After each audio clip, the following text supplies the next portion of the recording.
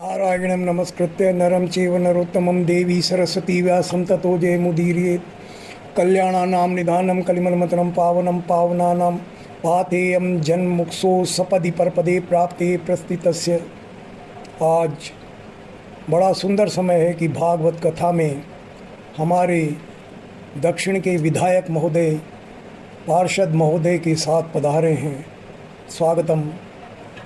रामचरितमानस या ये जो कथाएं हैं, अन्य तो कथाएं हैं, पर रामचरितमानस मेरी निगाह में कथा नहीं है। राम का चरित्र आपका मित्र है, आपके जीवन की शैली है, आपके परिवार की अपनी विधा है। उसे अपनाकर आप परिवार चलाना, मानव बनना और पूरे परिवार को मानवीय ढंग से आगे बढ़ाना सीख सकते हैं। कुछ घटनाएं देकर मैं आपसे इस संबंध में बात करूंगा। देखिए, भगवान राम वन जाने की घटना पर हम चलते हैं। कैकेयी माँ ने दशरथ जी से वरदान मांग लिए, भगवान राम को बुलाया और कैकेयी ने अपने वर उनको बताए और इमोशनल ब्लैकमेलिंग भगवान को की।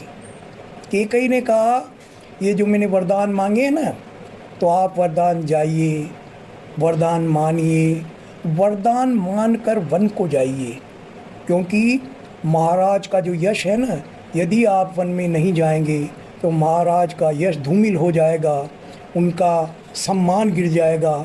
इस तरह की बात जब कैकेयी ने भगवान को कही तो राम ने क्या कहा, बहुत गंभीरता से देखने योग्य बात है। सुनु जननी सोई सुत बड़भागी। भगवान ने कहा, जननी शब्द का प्रयोग किया, सुत बड़भागी जो पितु मात चरण अनुरागी। जब सुत का प्रयोग किया तो पिता का नाम पहले लिया और उसके बाद कहा, तनय मातु पितु तोष निहारा। यहाँ माता का नाम पहले लिया तो तनय शब्द लिया, यानी तनय का मतलब तन से उत्पन्न होने वाला, माँ के ही तो तन से बच्चा उत्पन्न होता है। और भगवान ने कहा, माँ वन जाना तो मेरा सहज कर्तव्य है, सहज मेरा स्वभाव है माता पिता को संतुष्ट करना, इसलिए मुझे जाना ही है। उन्होंने आगे वाल्मीकि रामायण में अगर हम देखें तो भगवान ने कहा, माँ इतनी वरदान जो तुमने देवासुर संग्राम में धरोहर रखे पूरी जिंदगी नहीं मांगे, हर बार कहा समय आने पर मांग लूँगी, इतनी कीमती चीज़ तुमने इतनी सी बात के लिए खर्च कर दी, आवश्यकता क्या थी? मुझे बुलाकर कह दिया होता, मैं तो बिना वरदान के आपकी आज्ञा से ही वन में चला जाता। कितनी बड़ी बात भगवान ने कही। यह है माता पिता का सम्मान। आगे अगर हम चलें तो भगवान राम जब माँ कौशल्या के पास गए तो ऐसी माँ मिलना मुश्किल है। सौतेली माँ ने आज्ञा दी, फिर भी कौशल्या माँ कहती है, जो केवल पितु आए सुताता तो जनी जाऊ जान बड़े बाता। जो पितु मातु, यानी चाहे माँ सौतेली है लेकिन माँ और पिता ने कहा है, दो मत हैं तो मेरा मत तो कुछ भी कीमत नहीं रखता, आपको वन जाना ही होगा। कितनी बड़ी बात है, ये परिवार के सीखने की बात है। आगे देखिए, जब लक्ष्मण जी राम को मिले तो राम जी ने कहा, मैं माता पिता की आज्ञा मानकर माता पिता की संतुष्टि के लिए, माता पिता की सेवा के लिए वन को जा रहा हूँ, और तुम भी माता पिता की सेवा के लिए अयोध्या में रहो। लक्ष्मण जी कितना सुंदर जवाब देते हैं। लक्ष्मण जी कहते हैं, भैया आपने माता पिता की आज्ञा मानी, माता पिता की सेवा कर रहे हो, मैं भी तो माता पिता की सेवा करूँगा। ये तो आपके माता पिता हैं, मेरे माता पिता तो आप हैं, ये होंगे आपके माता पिता। मोरे प्रभु तुम गुरु।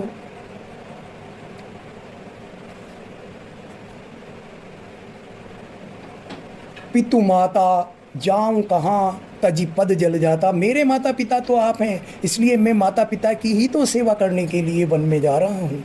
और फिर भगवान ने लक्ष्मण को कहा, इतने उच्च संस्कार कहाँ से आए, ये लक्ष्मण को बताना पड़ेगा। तो उन्होंने कहा जाओ अपनी माता से, सुमित्रा माता से आज्ञा लेकर जाओ। और सुमित्रा माता ने क्या बात कही, आप विचार कर देखो। सुमित्रा माता ने कहा तुमरे ही भाग राम बन जाई, दूसर हेत तात कचुनाई। अरे पुत्र, ये राम तो तुम्हारे लिए वन में जा रहे हैं, ये तुम्हारे माता पिता हैं, ये तो तुम्हें मेला दिखाने ले जा रहे हैं, ये अपने लिए नहीं जा रहे। इन्होंने तो ऐसे संसार के मेले हजारों बार देखे होंगे, लेकिन जैसे हम जाते हैं ना मेला दिखाने, तो हम तो कई बार देख चुके, लेकिन बच्चों को दिखाया जाता है, तो तुम्हें लेकर जा रहे हैं, इसलिए तुम्हें तो जाना ही होगा, तुम्हारे लिए ही तो जा रहे हैं, तुम नहीं जाओगे तो कौन जाएगा। कितनी अच्छी बात सुमित्रा माता ने कहा भरत जी के बाद। आप देखो भरत जी के पास जब भरत जी ने पूरे प्रजावासियों को इकट्ठा किया, सारी तैयारी की, राज्याभिषेक के सामान लिए और संकल्प ले लिया कि वन में ही भगवान का राज्याभिषेक करेंगे। वहाँ चले गए, 4 दिन तक रहे, बार बार सभाएं जुटी और अंत में सबने चिंता से, माँ ने, गुरु ने, जनक जी ने भगवान को कहा हमें भरत की चिंता है, कहीं ऐसा ना हो आप इनकी बात ना माने और ये कुछ कर बैठे। तो अंतिम सभा में भगवान राम ने कहा भरत जो तुम कहोगे मैं वही करूँगा, आज तुम्हें ही सब कुछ करना है। और जब भरत पर आ गई तो भरत ने क्या कहा, भरत ने कहा प्रभु कृपा रीति, मैं प्रभु कृपा रीति जिए जोई, हारे उखेल जितामई मोई। मुझ पर तो आपका शुरू से ही स्नेह रहा है और मैं समझाऊं अनेकों बार, जब बचपन में हम खेलते थे आप जान के हार जाते थे और मुझे जिता देते थे। हर बार आपने ऐसा किया है मेरी मन के प्रसन्नता के लिए। आज मेरा अवसर है, जब हजारों बार आप मुझसे हारे हैं, जान के हारे हैं, तो आज मैं हार जाता हूँ। ठीक है आप वन को चली जाइए, मेरे संकल्प हार जाएंगे, लेकिन मैं जान के हार रहा हूँ।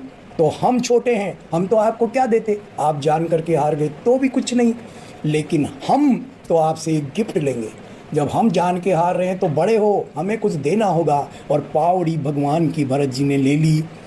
अयोध्या में ही नहीं है, आप देखो बाली का पुत्र अंगद, किष्किंधा में भी यही स्थिति है, यही स्थिति है पुत्र के आज्ञा पालन की। रामचरितमानस में कितने आज्ञा पालन के महत्व बताए गए हैं कि भगवान ने बाली को शिकारी की तरह मारा और उसके बाद बाली ने अपने पुत्र अंगद को भगवान के चरणों में डाल दिया। आज का बेटा हो तो कहे अरे पिताजी आप क्या बात कर रहे हैं, मैं इनके चरणों में कैसे गिर सकता हूँ, मैं तो इनका खून पी जाऊँगा, मेरे पिता को मारा है। लेकिन अंगद ने कहा नहीं, जो पिता ने कहा वही असल है।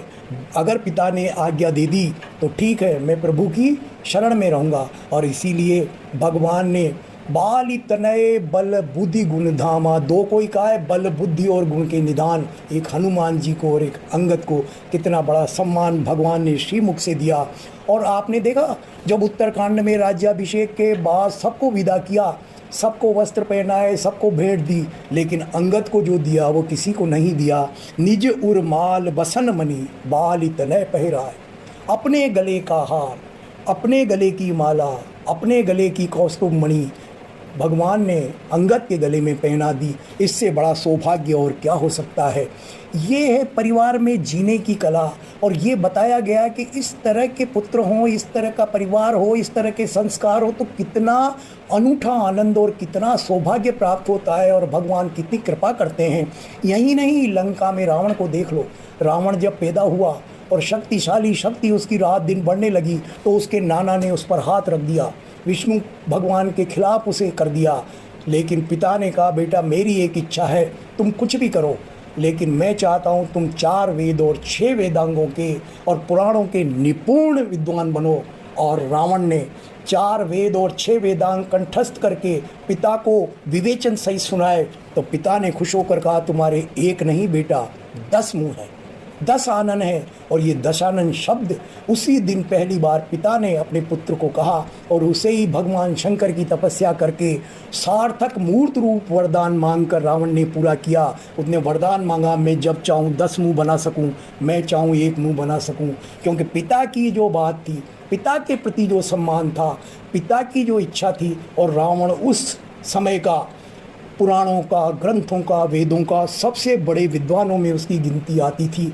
और यही पिता आज्ञा पालन था कि रावण, जब भगवान ने रावण को मारा, आपको पता है रावण की आत्मा कहाँ गई, वो आत्मा की ज्योति कहाँ गई? तासु तेज समान प्रभु आनन, हर्षे देख शंभु चतुरारन। वो तेज निकला और भगवान के चेहरे में समा गया, भगवान के आनंद में समा गया।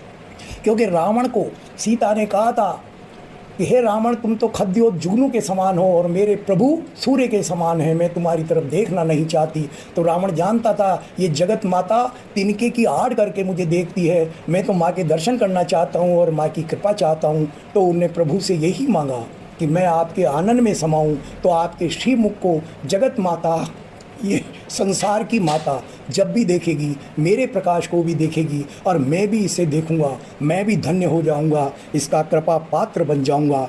रावण के साथ ही देखिए आगे, रावण का पुत्र इंद्रजीत, इंद्र को उसने जीता और रावण उसकी सारी बात मानता था। सब ने रावण को समझाया, प्रहस्त ने समझाया, विभीषण ने समझाया, मंदोदरी ने समझाया, माल्यवंत ने समझाया। सब ने कहा अगर इंद्रजीत समझाएगा तो रावण मान जाएगा। इंद्रजीत उस समय अधेड़ था, उसके खुद के जवान बच्चे थे, लेकिन सीता हरण करने के बाद भी उसने नहीं कहा कि पिताजी आप इस उम्र में ये क्या कर रहे हो, बल्कि पिता के लिए उसने ये कह दिया कि मैं पिता को नहीं समझाऊंगा, मेरे तो पिता की आज्ञा ही सब कुछ है, पिता की आज्ञा पर मैं न्योछावर हो जाऊंगा।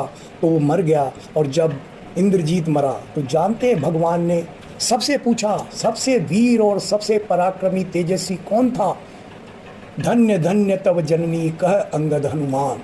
अंगद और हनुमान ने कहा इस पूरे कटक में, इस युद्ध आज खत्म हो गया है, लेकिन इस लड़ाई में मेघनाथ इंद्रजीत जैसा तेज नहीं देखा। तो भगवान ने कहा उसकी जननी को धन्य है, उसकी जननी को धन्य है। एक अपने गुण लिया है, पिता की आज्ञा पालन।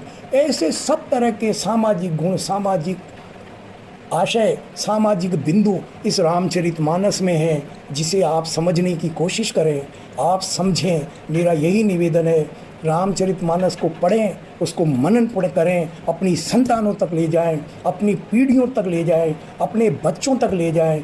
ये आपकी ज़िंदगी तार देगी, आपकी पीढ़ियों को तार देगी, आपके बच्चों को तार देगी, इसमें कोई दो राय नहीं है। मेरा इन कथाओं को माध्यम से, कथाओं को सुनने के बाद आपसे यही निवेदन है, कथाओं को ऊपर मत उड़ाइए, कथा को समझिए, चरित्र को समझिए, उसके संस्कार पीढ़ी तक ले जाइए। ये आपका कर्तव्य होता है। केवल यही नहीं कि हमने सुन ली, आनंद ले लिया। अरे ये आनंद अपने कुल में जाना चाहिए, अपनी पीढ़ी में जाना चाहिए, अपने संस्कारों में जाना चाहिए। आप इन गुणों को सीखकर अपनी आदत में डालें, अपने संस्कारों में डालें, अपने जीवन को इससे जोड़ें, तो आपकी पूरा परिवार तर जाएगा, हमारा समाज तर जाएगा। यही इन कथाओं को बार बार कहने और बार बार आयोजन का उद्देश्य होता है। शास्त्र सुचिंतित पुनि पुनि देखिए, नृपति सुसेवित वर्ष नहीं लेखिए। बार बार शास्त्र को पढ़िए, बार बार शास्त्र को समझिए, उसके भाव को समझिए, उनके गुणों को समझिए, उनकी एक एक पंक्ति, एक एक चौपाई, एक एक श्लोक की एक एक लाइन में संस्कार की जो गागर में सागर की तरह अथाह निधि भरी हुई है, इस निधि को हम समझें, उस निधि को हम आत्मसात करें। यही हमारी इस कथा का उद्देश्य रहता है।